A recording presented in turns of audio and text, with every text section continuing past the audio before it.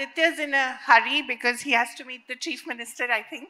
Yes, but got about half an hour to go. Chief Minister reminds me, how was your stint in power? Definitely didn't behave like a Chief Minister. Because my father wasn't, just because someone from your family is, you don't need to behave like one.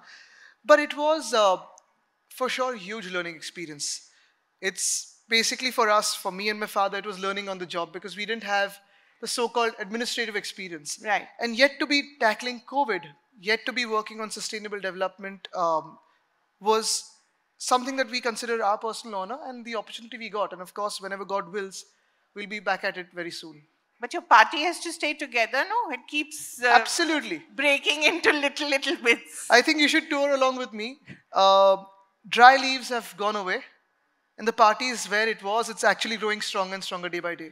So what are you doing, Aditya? You know, being in power is one thing. I mean, it must have been an experience, of course, in a very, very tough time.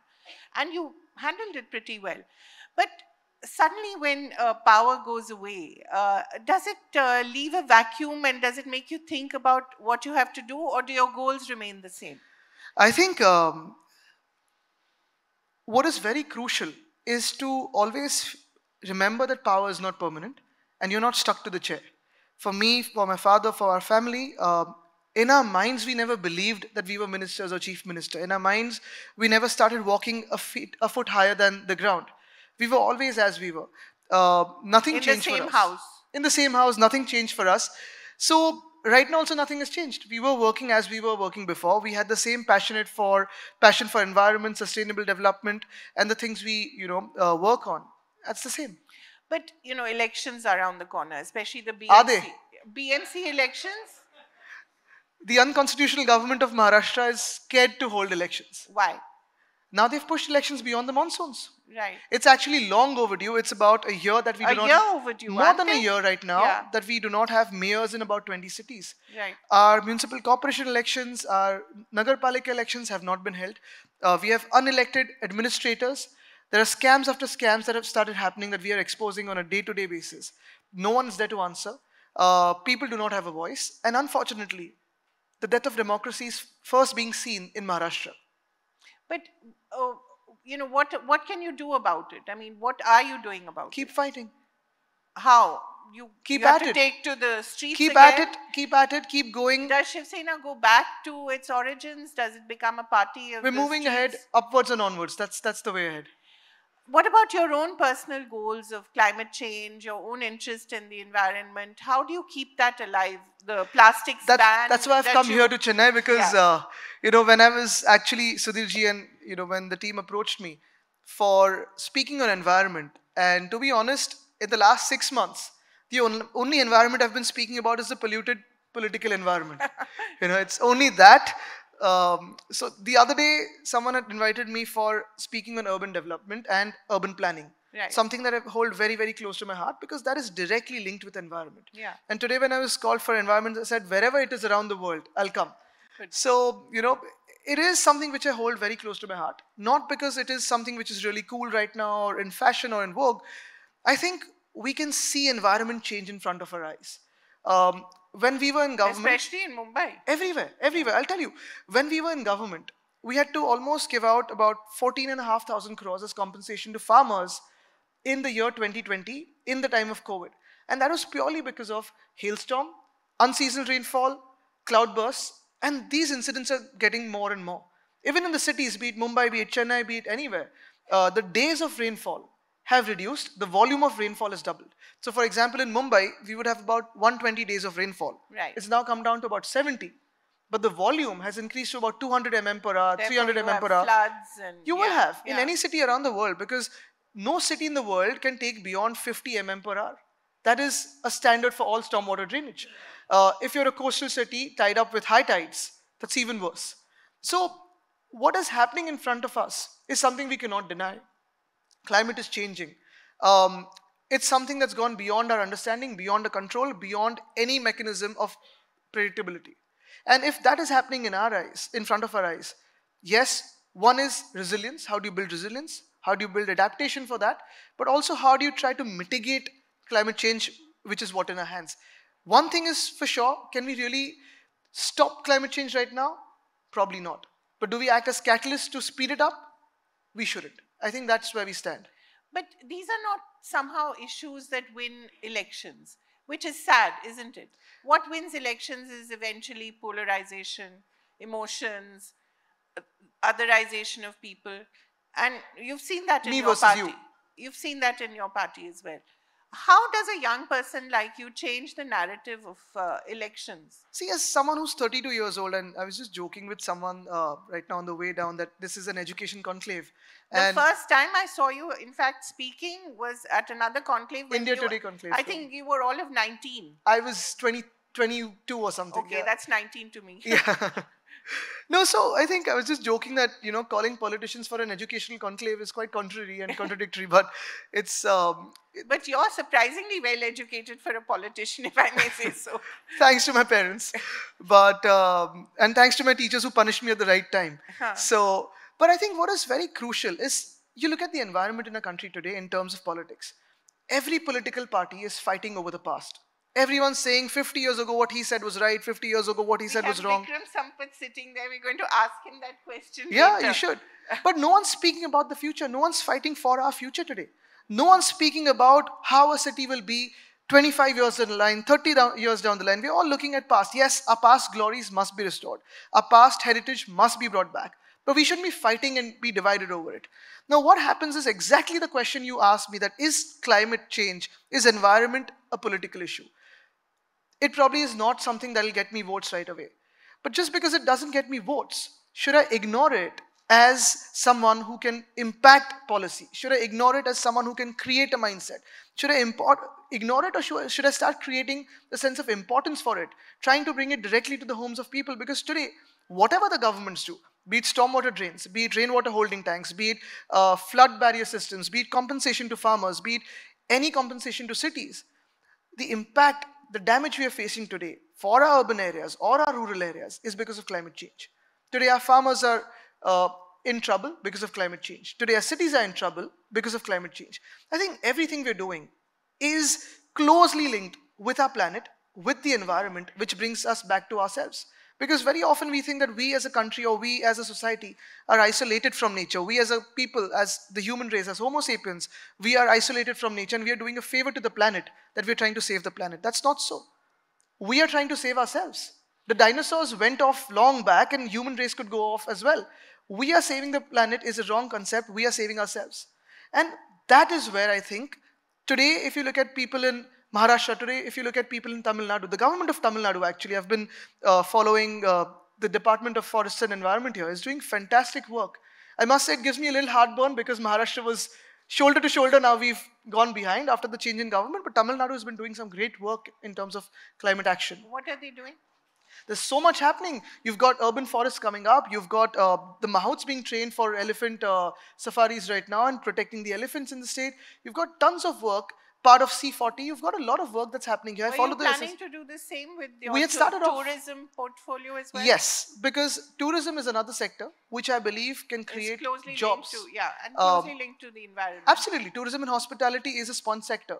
What we worked on as tourism department back then in 2020 was, one, we gave industry status to the hospitality sector, something that was pending as a promise from 1999.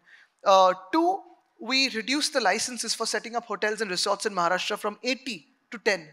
NOCs from 15 to 9 self-certifications. That's created a huge amount of opportunity in Maharashtra. We were looking at partnering MTDC with bigger hotels. We were looking at tiger safaris. We were looking at beaches, mountains. I think we are Mr. Shinde doesn't plan to do any of this? He's been going to Delhi and Guwahati as tourism. Okay. At least that's something, I guess. But talk a little about this idea of sponge cities, which I really found fascinating. I think it's an interesting, I've never heard this before until I was reading up on you. Talk a bit about this. And really, all our cities need to become like that. We were at a time, all of us were sponge cities. Unfortunately, now we need to create sponge cities.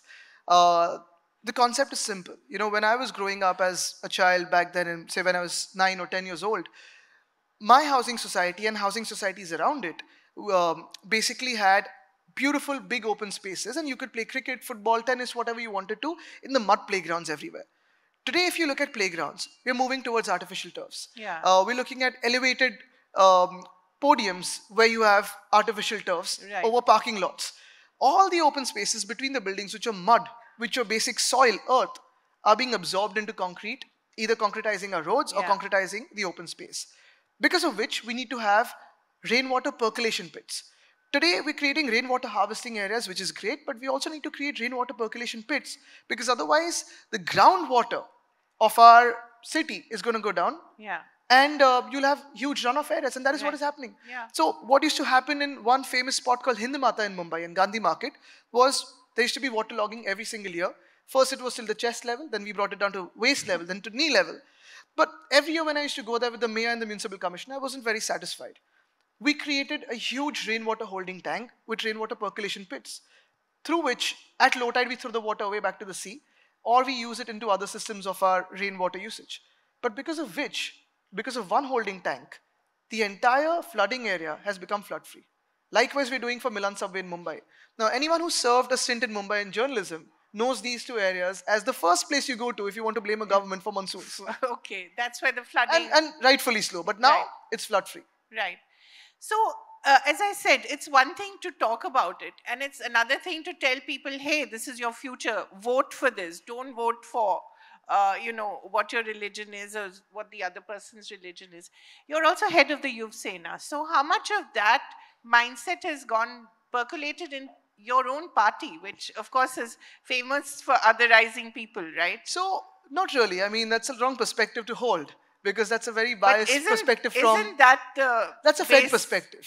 But basis of your party? not really. It's about the locals, which is rightfully so in every state. If you look at Tamil Nadu, if you look at Kerala, if you look at Maharashtra, we've always believed that the first right to jobs or to anything has to be for the locals and rightfully anywhere across India in their own state, home state. If you don't have enough skill, you get more people. And I think that's happening around the world now.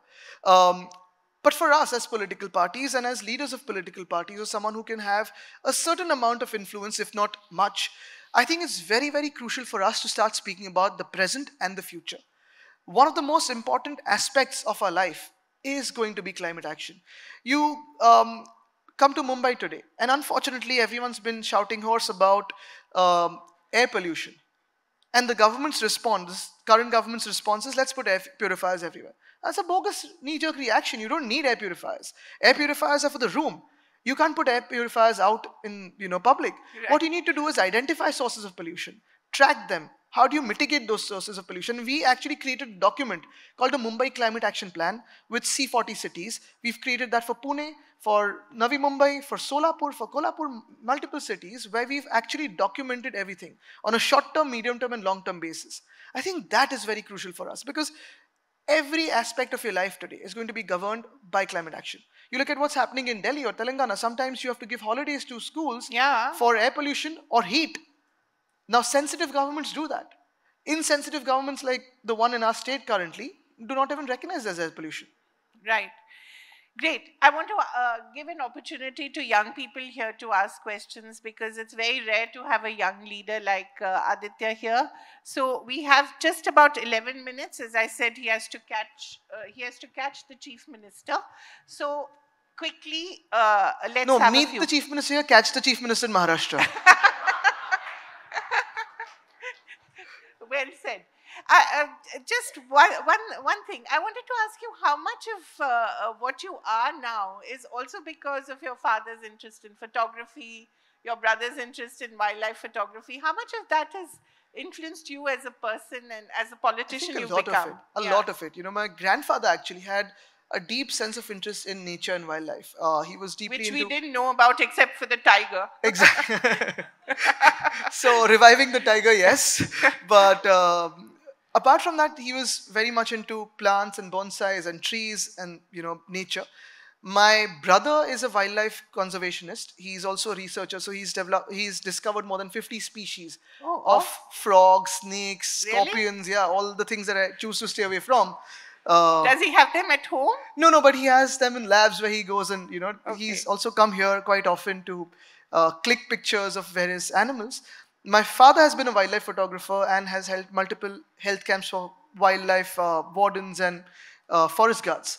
I think I take a little bit of everything from that. So in city planning, I use the artistic sense of the family, and in nature, I use the wildlife conservation bit of it.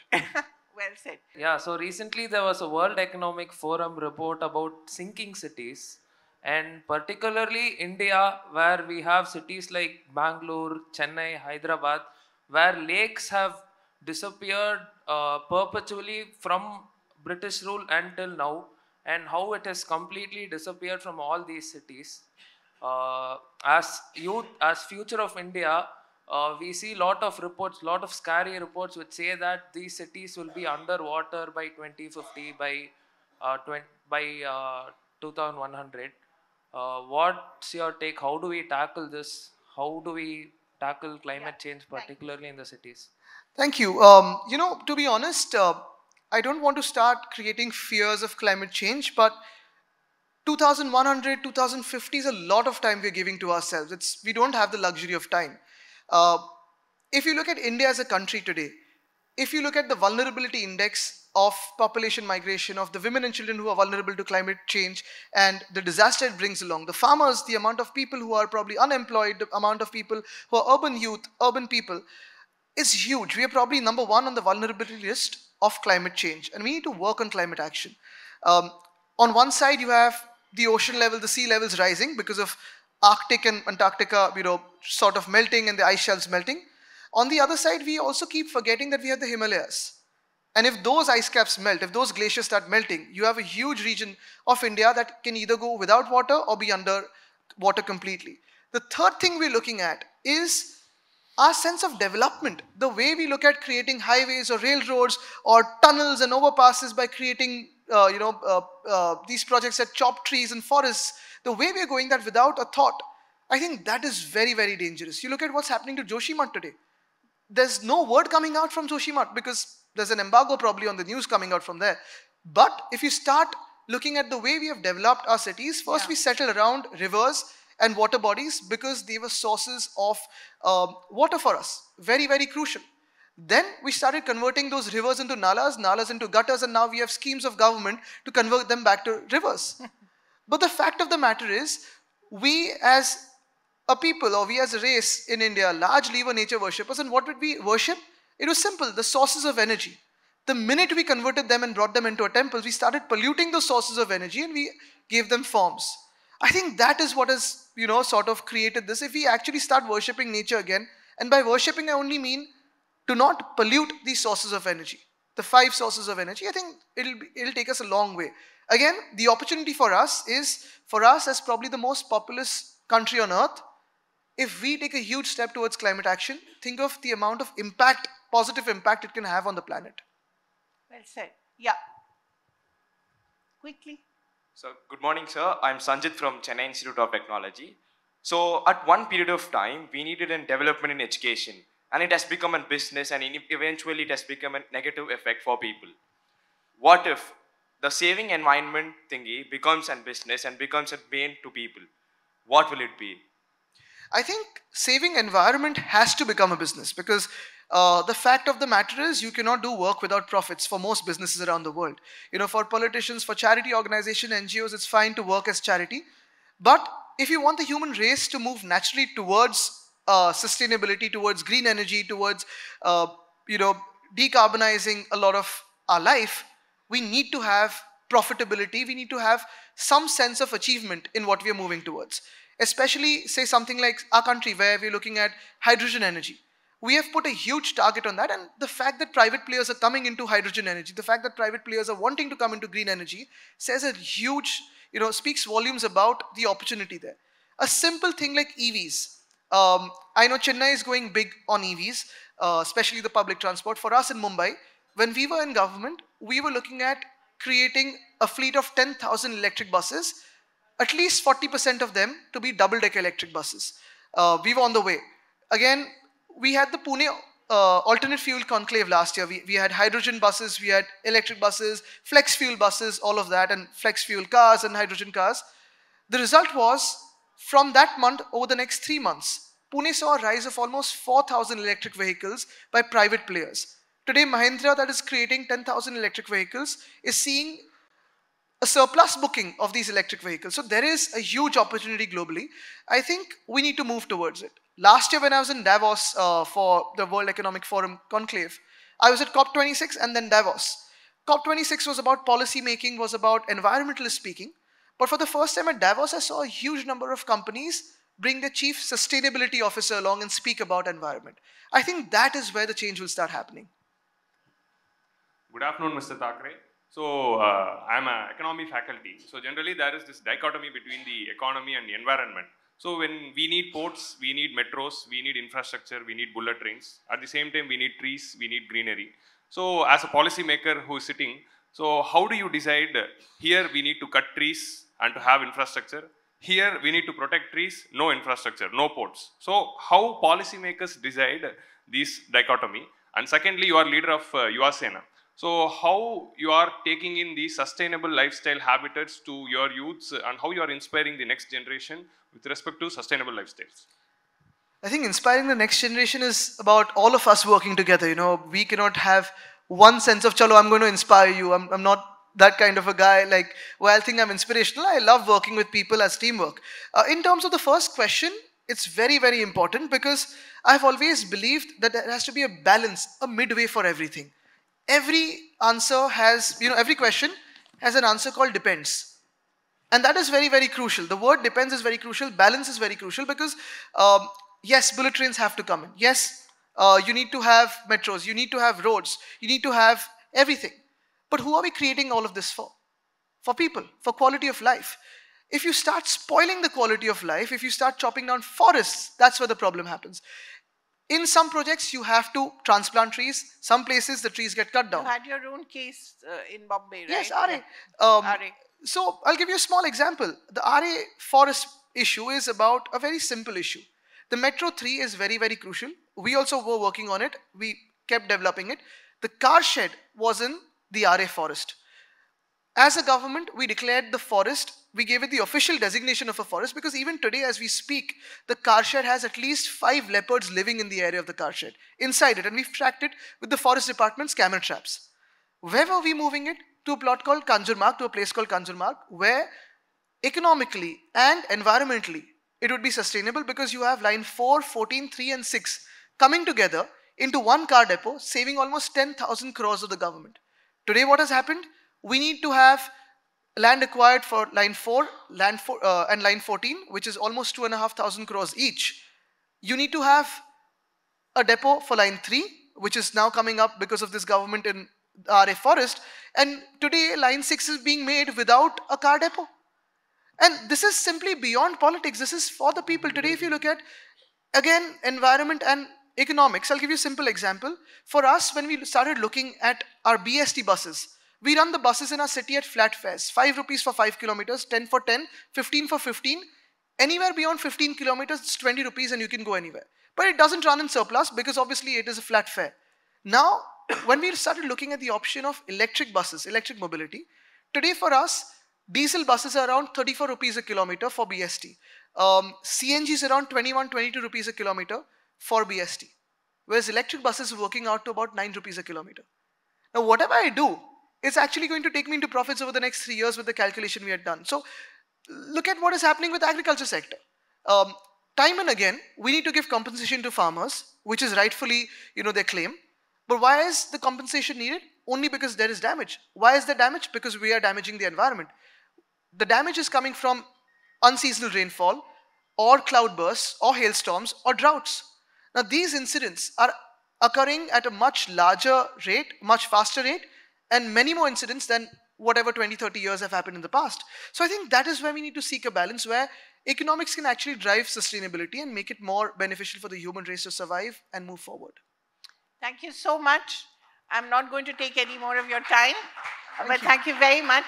And all the best for the many elections that are coming up. And the political climate action. And the political action. Thank you. Thank you. It's been a pleasure being here.